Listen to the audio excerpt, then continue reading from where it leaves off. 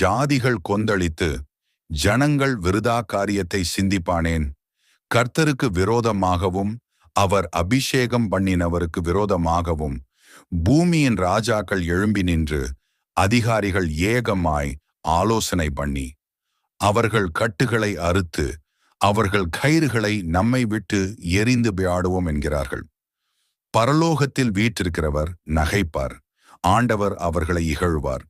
அப்பொழுது அவர் தமது கோபத்திலே அவர்களோடே பேசி தமது உக்கிரத்திலே அவர்களை கலங்க பண்ணுவார். நான் என்னுடைய பரிசுத்த பர்வதமாகிய சீயோன் மீதிலே என்னுடைய ராஜாவை அபிஷேகம் பண்ணி வைத்தேன் என்றார். தீர்மானத்தின் விவரம் சொல்லுவேன். கர்த்தர் என்னை நோக்கி, நீர் என்னுடைய குமாரன், இன்று நான் உம்மை ஜனிப்பித்தேன், என்னை கேளும். அப்பொழுது ஜாதிகளை உமக்கு சுதந்திரமாகவும் பூமியின் எல்லைகளை உமக்கு சொந்தமாகவும் கொடுப்பேன்.